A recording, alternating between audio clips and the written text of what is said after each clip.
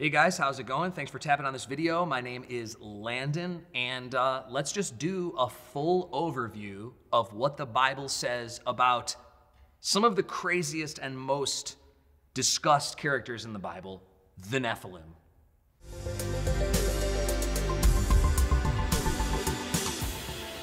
Hey, like I said before, thanks for joining us. Man, I'm excited about this. If this content is meaningful to you, or if you're on the channel a lot, that's great. Welcome or welcome back. I'd love it if you would like, comment, and subscribe and share. That'd be awesome. If you have any Bible geeks in your phone, you can be like, boo, like we love the Bible. So there's a Bible PDF below, a free resource I'd love to give you. I also have this resource. It's a project I worked on in the quarantine. It's a Bible study about the way that God describes the Bible. There's essays. It's a magazine-styled, go-at-your-own-pace Bible study with some weird stuff in there. I hope that you will get this if you want it, and I hope it blesses your heart. All right, let's get to it. The Nephilim.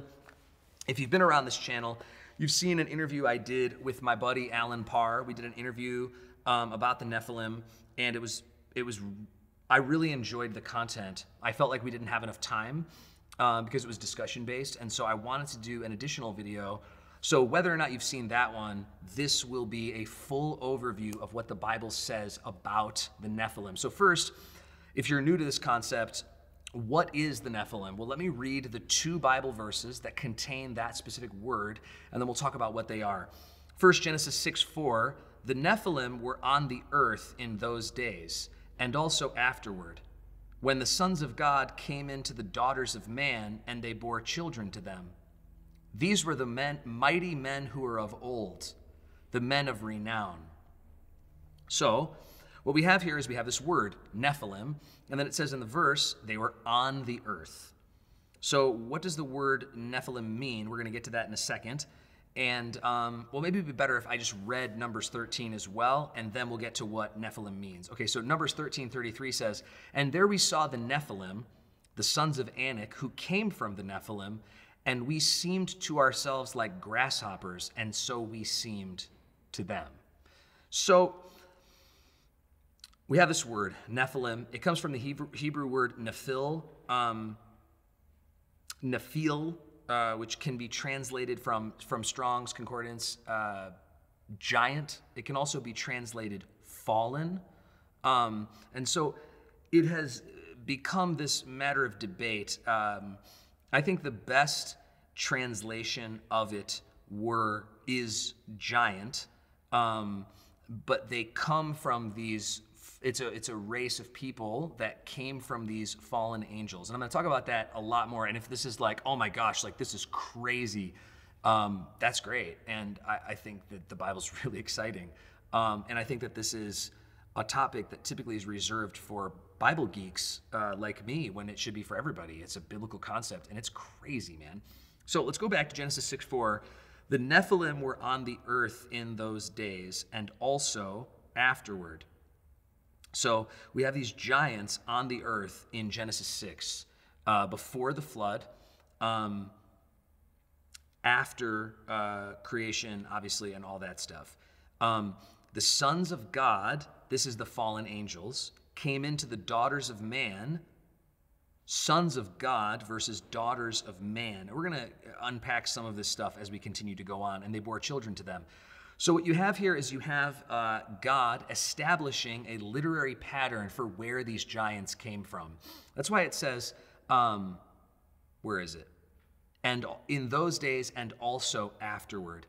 So he's establishing a literary pattern, Moses is, and God is through Moses, of, okay, so there's these giants, they were here then, and they're here afterward. So then when you come back to them in Numbers, you know that these are the giants from Genesis 6. And you know that it's this race of people that came from the sons of God and the daughters of man. And some people would say, well, he's just saying sons of God and daughters of man. There's other places in the Bible where it describes sons of God as, we're going to get to that. I know, I keep opening topics and then being like, we're going to get to that. So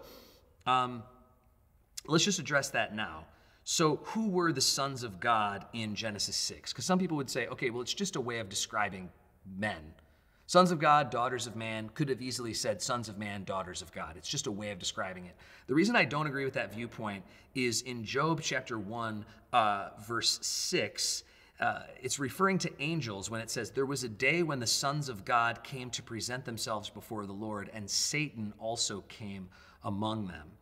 And in chapter 2, verse 1, again, there was a day when the sons of God came to present themselves before the Lord, and Satan also came among them to present himself before the Lord.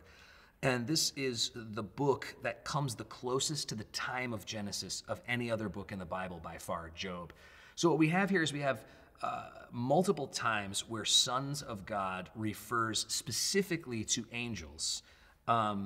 So that to me is the reason why I think in Genesis 6, it's talking about angels. It's talking about this unholy, unrighteous union of fallen angels who lusted after women, somehow were mated with them and created these giant type beings that were part demonic, part human. I know it's crazy, but that's what I think happened. That's what I see happening based off the text. And if you disagree with that, you don't need to like unsubscribe. You can if you want, but it's like, it's not a matter of salvation and justification, okay? Like we can think different things about this, and we can think different things about the book of Revelation and all that jazz. Also in Luke 20:36, it says, for they can't die anymore because they are equal to angels and are sons of God, being the sons of the resurrection. So it's this continuation of that general idea in the New Testament. So back to Genesis 6:4 and Numbers 13:33. By the time we get to Numbers, the spies are going back into Canaan. And if you're not familiar with the story of the Old Testament, I would encourage you to go read it or research it yourself. You'll love it. It's intense. They get back to Canaan after 40 years of wandering in the wilderness, and they are looking, and they're like, okay, so who are these guys? And the Bible, Moses does us a solid that says, there he saw the Nephilim. So we know that it's referring to the same thing that it was referring to in Genesis 6. And then Moses writes, the sons of Anak. And we seem to ourselves like grasshoppers. So compared to these giants, he's like, oh my gosh, we're grasshoppers. And compared to them, that's what they looked like as well. So he's giving us, they were huge people. But he says that the Nephilim were also the sons of Anak. So then what you can do as a Bible student is you can look at any time the Bible talks about the sons of Anak, or Anakim is another name for it, and you can learn more about the Nephilim, because typically people are like, well, the Nephilim are only in 2 verses. Well, the word Nephilim is only in 2 verses, but the concept and the people that are equated together are there a lot. So we see Anak in Deuteronomy 9:2, a people great and tall, the sons of Anakim, whom you know and whom you have heard it said, who can stand before the sons of Anak? So he's saying here that there's a common phrase, who can stand before the sons of Anak, who are the Nephilim, the descendants of the Nephilim. And Joshua 15:13 says, according to the commandment of the Lord to Joshua, he gave to Caleb, the son of Jephunneh, a portion among the people of Judah, Kiriath Arba, that is Hebron. Arba was the father of Anak. So there you go. Judges 1:20. And Hebron was given to Caleb, as Moses had said, and he drove out from it the 3 sons of Anak. So Caleb was the totally lit spy who was like, we can take these guys. We can take the Nephilim in Numbers 13. We can take them. We have God on our side. And he ended up doing so and driving out these 3 sons of Anak from Hebron. So then we know that Hebron is the city of the sons of Anak. So then you can also look at all the times it talks about Hebron: Genesis 13, Genesis 23, Joshua 10, Joshua 21, 2 Samuel 2, 2 Samuel 5, which is interesting. So all the elders of Israel came to the king at Hebron, and King David made a covenant with them at Hebron before the Lord, and they anointed David king over Israel. And so there you go. That Hebron was the city, not the whole Old Testament, but it was the city at one point of the Nephilim. It was their city. I bet everything was huge. I bet their doorways were huge. It's like if you've ever seen Alien, those guys were huge. Or if you've seen Prometheus, they have their little like weird settlement and all the doorways are massive because these guys were huge. Never thought I'd be able to talk about Alien as a good illustration of the Bible, but here we are.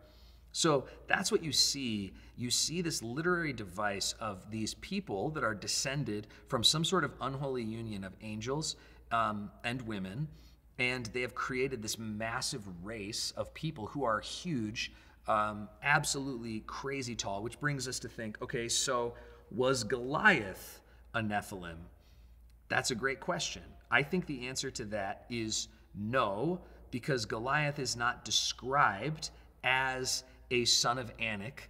I do think that potentially he was descended from that same line, but we don't have that connection specifically. But what we do have is the general conversation about these giants living in the land of Israel and God commanding Joshua specifically to drive them out. So where does that leave us? Well, I think it's good to say, okay, so we don't need to only just think through the Bible ourselves. We can also assess what the Bible is saying based off of what church fathers have said. And not that they're right. I think most of the time they are. They're certainly not right on some things, and that's okay. I'm sure I'm not right on some things that people in the future will be able to assess in a better way than me. That being said, there are righteous, holy men and women who have studied this stuff, and we don't need to study it in isolation. We can study it with them. So Athenagoras says of the Nephilim, some free agents, angels, you will observe, such as they were created by God, continued in those things for which God had made and over which he had ordained them. But some outraged both the constitution of their nature and the government entrusted to them, namely this ruler of matter and its various forms, and others of those who were placed about this firmament. I'm going to skip over the parentheses. These fell into love, impure love of virgins, and were subjugated by the flesh. And he became negligent and wicked in the management of the things entrusted to him. They were called giants.